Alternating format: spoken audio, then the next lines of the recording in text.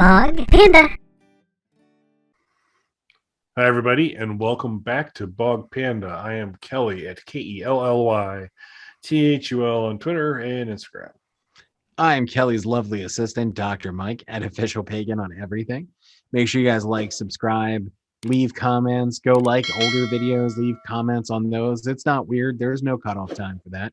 And you'd feel better doing it in one of our t-shirts. Absolutely would. We'll have a new one coming out soon that's going to say lesser host. That was for Mike. And so he can wear that on most shows so we can clearly communicate things that need to be communicated.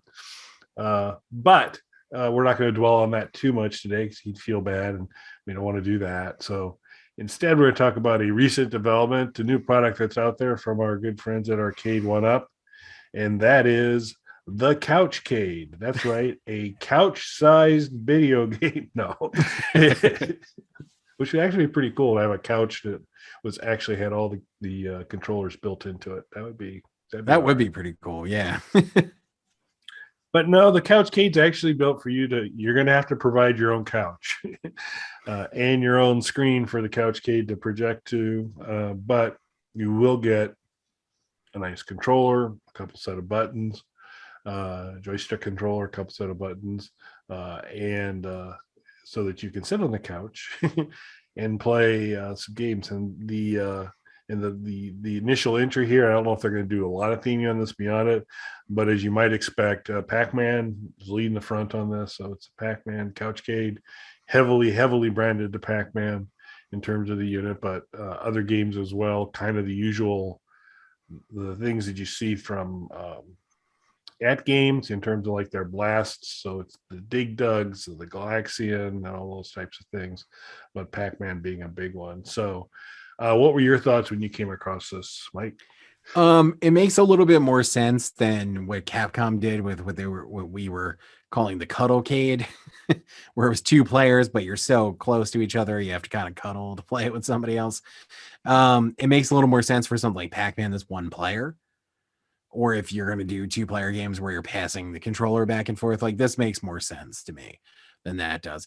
I'm not sure that, like, I think it looks cool, like visually. I think the aesthetic of it looks really cool.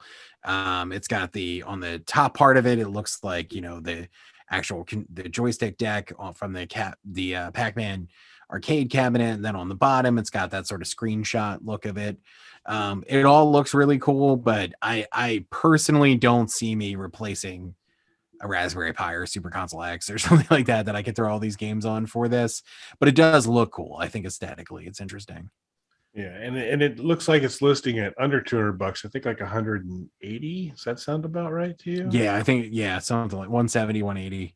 Yeah. So so it's kind of in that price point area, which, for kind of what it is, it's like, boy, I got like a lot of other options that I don't know if I need this additional piece of equipment there. Cause I think if this was an under $100 offering, I'd probably look at it, but sitting at about almost twice that, I'm covered. I've got other alternatives. Yeah. When you're getting into that fight stick price range. Yeah. And it's about, that's, I don't know. Take how many Couchcades equal 1 fight stick? It would be like 8, something like that. So significantly different thing there. But it looks, it's going to address the things for you. You get a set of licensed games. You do get a kind of more true to the arcade joystick to play a game on. I think they were, to your point, I think you make a great point around the Capcom option was trying to say, okay, yeah, you can play together and it'll be individual controls for the 2 people on a device that's not big enough to really comfortably play it. Yeah. Where this one becomes, because it is actually a fairly, I mean, it sits across your lap. And so it's not tiny, but it's not huge. So it becomes pretty easy if you're playing to then just get, okay, just hand it over and let somebody else go. And so it's not a big production number. Good. The artwork and stuff's good on it. And that part, I mean, so it looks nice on there. And depending, maybe you have a small home and a super or a Atari Fight Stick won't fit in your home, which could be a possibility. Which is, yeah, I mean, it is big.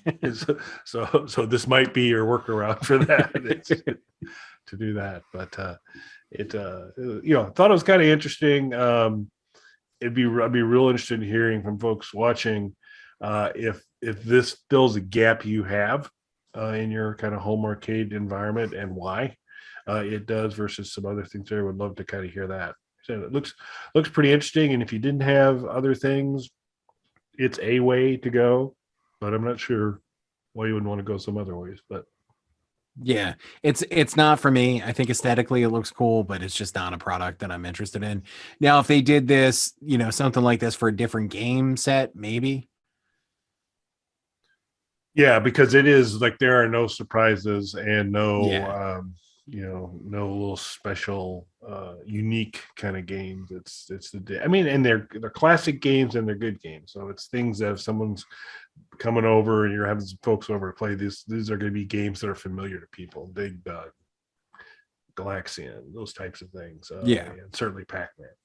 So so they're certainly familiar there, but there's nothing kind of special, unique, or different to kind of bring that extra value. Yeah, it's an interesting idea, but it's not at a point where I would purchase this.